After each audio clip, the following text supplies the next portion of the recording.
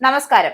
ഒരിക്കലും ജയിക്കാൻ കഴിയില്ലെന്ന് അറിയാമായിരുന്നിട്ടും അമേരിക്കയെ യുദ്ധത്തിലേക്ക് തള്ളിവിട്ടതിന്റെ രഹസ്യം ഇപ്പോൾ വൈകിയാണെങ്കിലും പുറത്തായിരിക്കുകയാണ്. ഇറാൻ അമേരിക്ക യുദ്ധത്തിന്റെ പുകമറയ്ക്കുള്ളിൽ ആയുധ കച്ചവടത്തിലൂടെ കോടികൾ മണക്കുന്ന രഹസ്യ നീക്കങ്ങൾ നടന്നു വരുന്നു എന്നാണ്. അതായത് രഹസ്യമായി ആയുധങ്ങൾ കച്ചവടം ചെയ്യുന്നു എന്ന വിവരമാണ് ഇപ്പോൾ പുറത്തു വന്നിരിക്കുന്നത്. യുദ്ധക്കളത്തിൽ സൈനികർ ജീവന് വേണ്ടി പോരാടുമ്പോൾ അധികാരത്തിന്റെ ശീതീകരിച്ച മുറികളിലിരുന്ന് ചിലർ ഓഹരി വിപണിയിലെ ലാഭം കൊയ്യാൻ പദ്ധതിയിടുകയാണ്. അമേരിക്കൻ പ്രതിരോധ സെക്രട്ടറി പീറ്റർ ഹെഗ്സറ്റിനെ പ്രതിക്കൂട്ടിലാക്കുന്ന ഈ യുദ്ധ കച്ചവടത്തിന്റെ നിഗൂഢതകളിലേക്കാണ് ഇപ്പോൾ നമുക്ക് പോകാം. അതായത് പ്രമുഖ സാമ്പത്തിക മാധ്യമമായ ഫിനാൻഷ്യൽ ടൈംസ് പുറത്തുവിട്ട റിപ്പോർട്ട് അനുസരിച്ചാണ്. അതായത് ഈ വിവാദം വന്നതും ഈ റിപ്പോർട്ട് പ്രകാരമാണ്. ഫെബ്രുവരി 28-ന് ഇറാനെതിരെ അമേരിക്കയും ഇസ്രയേലും ചേർന്ന് സൈനിക നീക്കം നടത്തിയതിനു മുമ്പുള്ള ആഴ്ചകളിൽ ഹെഗ്സറ്റിനോട് ബന്ധപ്പെട്ട ബ്രോക്കർ ആയുധ നിർമ്മാണ മേഖലകളിൽ നിക്ഷേപ സാധ്യതകൾ അന്വേഷിച്ചു എന്നതാണ് റിപ്പോർട്ടിന്റെ ഉള്ളടക്കം. മോർഗൻ സ്റ്റാലിയനിൽ പ്രവർത്തിക്കുന്ന ഈ ബ്രോക്കർ ലോകത്തിലെ ഏറ്റവും വലിയ ആസ്തി മാനേജ്മെന്റ് കമ്പനികളിൽ ഒന്നായ ബ്ലാക്ക് റോക്കുമായി ബന്ധപ്പെട്ട ഫണ്ടിലേക്കാണ് നിക്ഷേപത്തിന് ശ്രമിച്ചത്. അതായത് നിക്ഷേപം നടത്താനായി ഒരു ശ്രമം നടത്തിയത്. ആയുധ നിർമ്മാണ കമ്പനികളുടെ ഓഹരികൾ ഉൾപ്പെട്ട എക്സ്ചേഞ്ച് ട്രേഡ് ഫണ്ടിലായിരുന്നു ഈ നീക്കവും.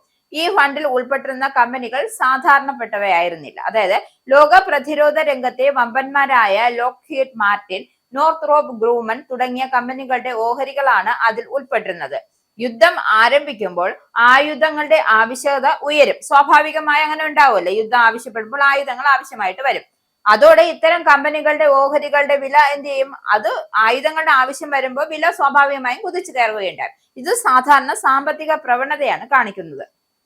എന്നാൽ യുദ്ധ തീരുമാനവുമായി നേരിട്ട് ബന്ധപ്പെട്ട ഒരാൾക്ക് ഈ വിവരം മുൻകൂട്ടി അറിയാമായിരുന്നു എങ്കിലും അതിന്റെ അടിസ്ഥാനത്തിൽ നിക്ഷേപം നടത്താൻ ശ്രമിച്ചത് വലിയ നിയമ പ്രശ്നങ്ങൾ സൃഷ്ടിക്കാനുള്ള കാര്യമാണ്. റിപ്പോർട്ട് അനുസരിച്ച് ഈ നിക്ഷേപ ശ്രമം ഫെബ്രുവരി മധ്യത്തോടെ ആരംഭിച്ചു എന്നതാണ്. അതിന് പിന്നാലെയാണ് ഫെബ്രുവരി അവസാനത്തോടെ ഇറാനെതിരെ സൈനിക നടപടി ആരംഭിച്ചതും.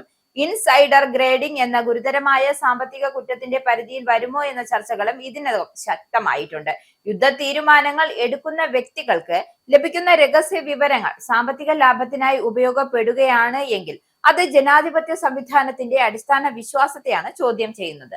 ഇതിനിടെയാണ് യുദ്ധ തീരുമാനം എടുക്കുന്നതിൽ ഹെഗ്സത്തിന്റെ പങ്ക് സംബന്ധിച്ച രാഷ്ട്രീയ പ്രസ്താവനകളും വിവാദങ്ങളും കൂടുതൽ ചൂടുപിടിക്കുന്നത്. ഇറാനെതിരെ സൈനിക നടപടി വേണമെന്ന ആശയം തന്റെ ടീമിൽ നിന്ന് ആദ്യമായി മുന്നോട്ട് വെച്ചത് ഹെഗ്സത്ത് ആണ് എന്നാണ് അമേരിക്കൻ പ്രസിഡന്റ് ഡൊണാൾഡ് ട്രംപ് പറഞ്ഞു വെക്കുന്നത്. നമുക്ക് പ്രശ്നം അവസാനിപ്പിക്കാം എന്ന ഹെഗ്സത്തിന്റെ വാക്കുകൾ ട്രംപ് ഉദ്ധരിച്ചതോടെയാണ് യുദ്ധ തീരുമാനങ്ങളിലും അദ്ദേഹത്തിന്റെ സ്വാധീനം എത്രത്തോളം ആയിരുന്നു എന്നത് ചർച്ചകൾ ശക്തമാകുന്നത്. അമേരിക്കൻ രാഷ്ട്രീയത്തിന്റെ അകത്തളങ്ങളിൽ ഈ യുദ്ധത്തിന് പിന്നിൽ പ്രവർത്തിച്ച ശക്തികളെ കുറിച്ചും പുതിയ സൂചനകൾ പുറത്തുവരുന്നു. ഇസ്രായേൽ പ്രധാനമന്ത്രി ബെഞ്ചമിൻ നെതന്യാഹുവും മാധ്യമ സാമ്രാജ്യാധിപൻ റൂപ്പർട്ട് മർഡോക്കും ഇറാനെതിരെ കടുത്ത നിലപാട് സ്വീകരിക്കാൻ പ്രേരിപ്പിച്ചു എന്നാണ് റിപ്പോർട്ട്. ഇതിനോടകം തന്നെ ഈ റിപ്പോർട്ട് ശ്രദ്ധേയമാണ്. അതേസമയം വൈസ് പ്രസിഡന്റ് ജേണി വാൻസ് പോലുള്ള ചില നേതാക്കൾ ഈ നീക്കത്തിൽ അത്ര താല്പര്യം പ്രകടിപ്പിച്ചിരുന്നില്ല. കാരണം യുദ്ധം ഒരിക്കലും ഒരു നല്ലത് വരുത്തില്ല എന്ന് അവർക്ക് തീർച്ചയായും അറിയാം. നാശങ്ങളും നഷ്ടങ്ങളും മാത്രമേ യുദ്ധം കൊണ്ട് സാധിക്കുകയുള്ളൂ. അപ്പോൾ ഒരു യുദ്ധം എങ്ങനെ രാഷ്ട്രീയ സമ്മർദ്ദങ്ങളും താല്പര്യ ഗ്രൂപ്പുകളും സാമ്പത്തിക ലാഭങ്ങൾ എന്നിവയുടെ സംയോജനത്തിലൂടെ രൂപപ്പെടുന്നു എന്നതിന്റെ വ്യക്തമായ സൂചന കൂടിയായിരുന്നു ഇത്.